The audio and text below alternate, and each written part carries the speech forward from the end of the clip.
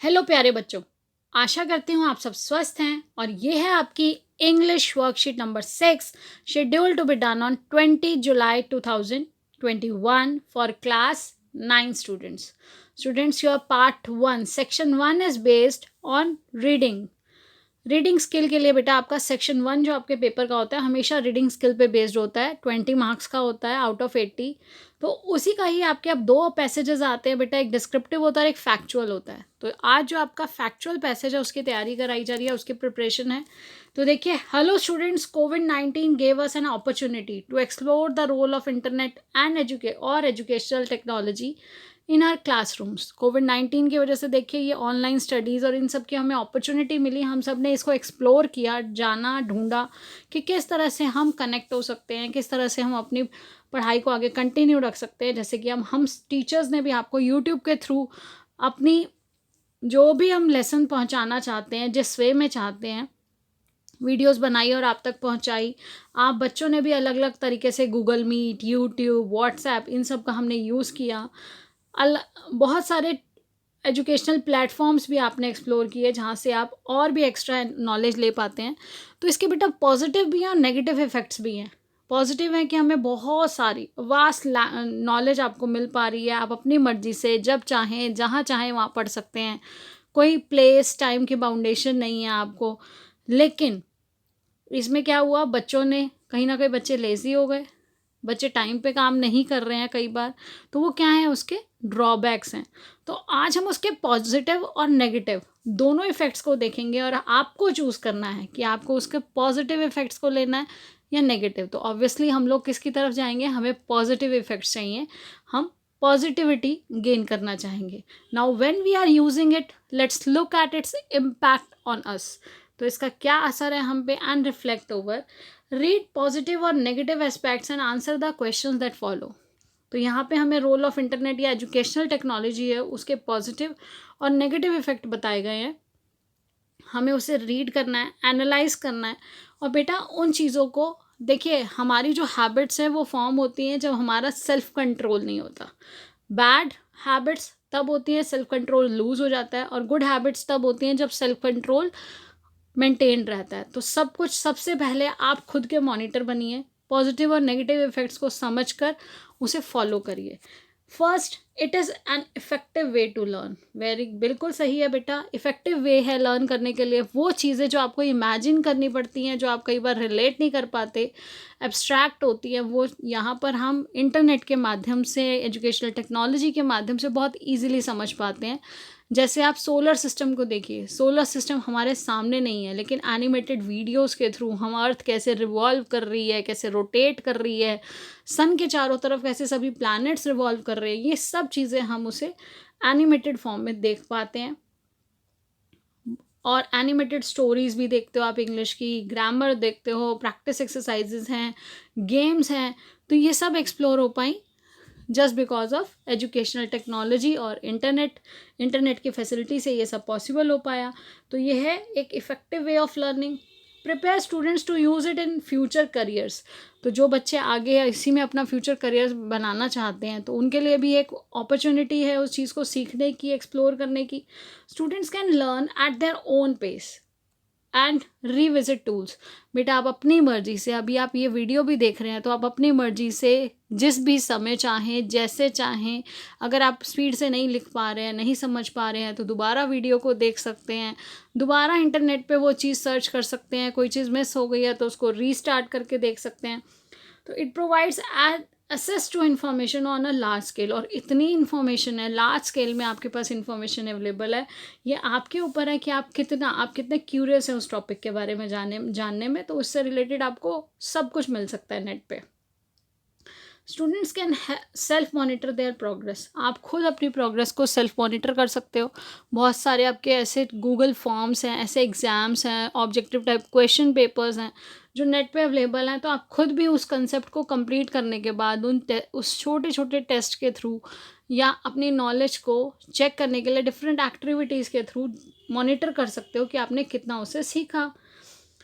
Students can possibly learn from anywhere. तो यहाँ पर क्या है, आप किसी भी साइट से, किसी भी यूट्यूब चैनल से, बहुत सारे सोर्सेज हैं, बहुत सारे ऐप्स हैं, आप उनके थ्रू पढ़ सकते हैं अपनी मर्ज़ी से, अपनी पेस के अकॉर्डिंग, अपनी स्पीड से, जैसा आप चाहें। अब ये तो थे बेटा सारे पॉजिटिव इफ़ेक्ट्स, ये सब पॉजिटिव था। अब नेगेटिव यानी कि ड्रॉबैक्स क्या हैं? ड्रॉबैक्स भी होते हैं। देखो एक कॉइन के दो हमेशा पहलू हैं। हर चीज़ की अच्छाइयाँ हैं तो उसके साथ बुराइयाँ भी हैं, लेकिन हमें उन बुराइयों को नहीं लेना है, हमें अच्छाइयों की ओर बढ़ना है। ये हमारा सेल्फ कंट्रोल जो है वो हमें सपोर्ट करता है इस काम में। Reliability on merely looking up information on Google. अब कई बार क्या होता है, बच्चे ये सोचते हैं कि गूगल पे जो दिया हुआ है सब कुछ बिल्कुल ठीक है। नहीं, जो आपकी बुक्स में दिया है वो करेक्ट है, 100% करेक्ट है। एनसीईआरटी की बुक्स के लिए बहुत सारे लर्नड पर्सन, बहुत सारे क्वालिफाइड लोगों ने उसके लिए बैठकर इकट्ठे आपके एज के अकॉर्डिंग, एज स्पेसिफिक, आपकी रिक्वायरमेंट के अकॉर्डिंग उस कंटेंट को ऑर्गेनाइज किया हुआ है। गूगल पे बेटा कोई भी कहीं भी अपनी तरफ से भी इंफॉर्मेशन डाल सकता है, तो उसको बिना रीचेक करे उसे आप 100% सही नहीं मान सकते। स्टूडेंट्स में बिकम इनएफिशिएंट लर्नर। अब कई बच्चे काम नहीं करते, वो सोचते हैं सब कुछ नेट पे मिल जाएगा। क्लास हो रही है, क्लास अटेंड नहीं करते, कुछ बच्चे ऐसे हैं, और वो सोचते हैं कोई बात नहीं, हम बाद में देख लेंगे, बाद में गूगल से देख लेंगे, बाद में हम यूट्यूब से देख लेंगे। लेकिन जो 1-to-1 एजुकेशन है, आपको गूगल मीट पे जो मैम क्लास ले रही है, जूम पे क्लास ले रही है बेटा, जहाँ 1-to-1 इंटरेक्शन है, आप डायरेक्ट मैम से बात कर पा रहे हैं, उसकी एक अलग ही इम्पॉर्टेंस है। आपकी क्लास में जैसे मैम पढ़ाती है, आज इंटरनेट के थ्रू पढ़ा रही है, जूम और गूगल मीट के थ्रू, तो आप उसमें भी पूरा 100% सिंसियरली रेगुलरली इन्वॉल्व रहिए, अपनी पढ़ाई करिए। At times lack of knowledge about how to navigate. अब कई बार बच्चों को पता नहीं होता कि किस तरह से ढूंढना है, नेविगेट कैसे करना है, कैसे देखना है, जो उनको इन्फॉर्मेशन चाहिए उसको कैसे सर्च करें, तब भी प्रॉब्लम होती है इंटरनेट से या एजुकेशनल टेक्नोलॉजी से पढ़ने में। एक सबसे बड़ी प्रॉब्लम जो आ जाई है कि handwritten practice gets minimize. अब आप लोग हैंड रिटन जो प्रैक्टिस है वो आपकी कम से कम हो जाती है, मिनिमाइज हो जाती है। बच्चे कंप्यूटर से प्रिंट आउट्स और इन सब पे डिपेंडेंट होने लग जाते हैं, तो ऐसा मत करिए। हैंड रिटन वर्क करिए, उसकी इम्पॉर्टेंस है। आपकी प्रैक्टिस छूट जाएगी। एग्ज़ाम में आपको हैंड रिटन ही करना है, आपको खुद आंसर्स करने हैं। आपकी स्पीड जो है वो मेंटेन तभी रहेगी जब आप हैंड रिटन वर्क करेंगे। Uncontrolled and excessive internet uses is leading to internet addiction. जब आप हद से ज़्यादा इंटरनेट को यूज़ करते हैं तो एक समय के बाद हम क्या हो जाते हैं, एडिक्ट हो जाते हैं, हमें उसकी लत लग जाती है। तो ऐसा नहीं होने देना है। नाउ बेटा एक और चीज़ याद रखिएगा, जो फैक्चुअल पैसेज है, आप जब इसका आंसर कर रहे हैं तो आंसर अपनी तरफ से नहीं देंगे। कई बार आंसर कन्फ्यूजिंग होते हैं, हमें वो आंसर लेना है जो पैसेज में दिया गया है।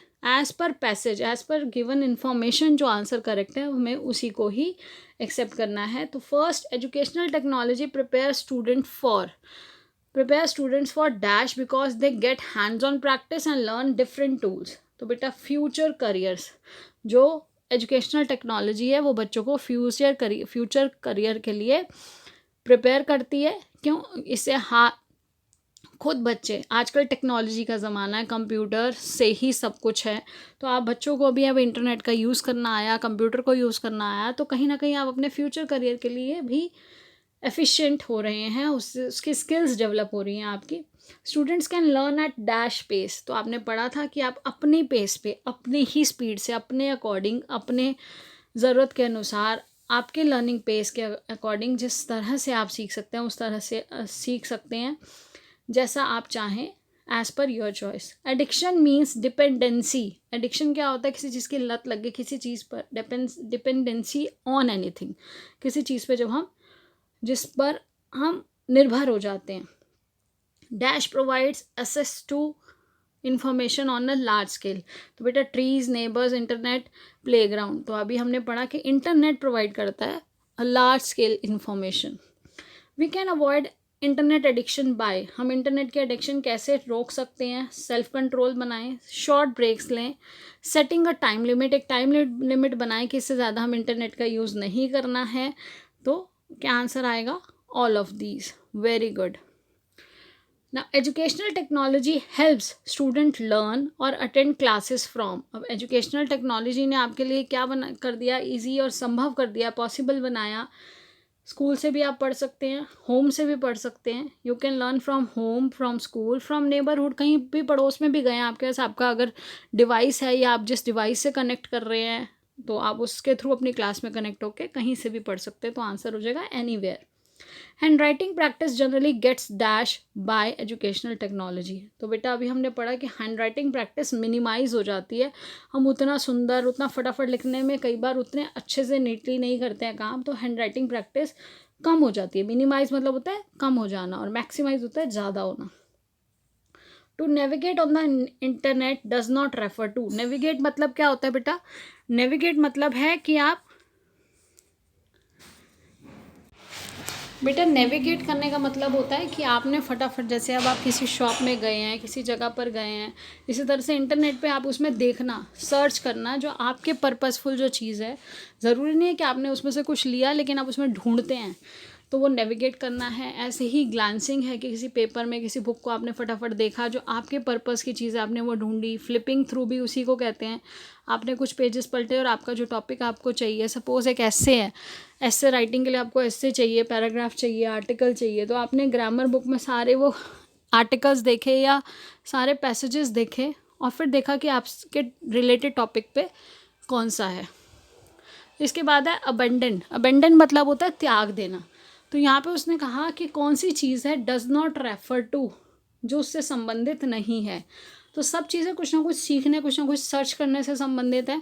सिर्फ एक अबेंडन है जो नहीं है उससे रिलेटेड, तो आंसर हो जाएगा अबेंडन। अब आपको last but not the least, एक तो बेटा आपको इंटरनेट की एडिक्शन नहीं डेवलप करनी है, आपको सेल्फ कंट्रोल रखना है, शॉर्ट ब्रेक्स लेने हैं, टाइम लिमिट रखनी है। अपनी एक बार जब आपने काम कर लिया, समझ लिया, तो अपने बुक्स से पढ़ना है, सिर्फ इंटरनेट पर डिपेंडेंट नहीं रहना है। हाँ, अगर नहीं समझ आ रहा आप उसको दोबारा देख सकते हैं, वीडियोस को अंडरस्टैंड करिए। विदाउट अंडरस्टैंडिंग काम करेंगे तो उसको आप पेपर में नहीं कर पाएंगे। साथ ही साथ आपको हैंड रिटन प्रैक्टिस भी करनी है, क्वेश्चंस को लिख के देखना है, क्वेश्चंस की प्रैक्टिस करनी है। अब इसके बाद जो हमें कभी नहीं भूलना है, कोविड अप्रोप्रिएट बिहेवियर को फॉलो करना है। Wash your hands with soap and water regularly, always wear a mask, as well as maintain physical distance of 6 feet और 2 yards। हम सबको मिलके कोविड-19 को हराना है। I hope all of you understood, and keep learning and enjoying. Stay blessed and healthy. Thank you. Have a nice day.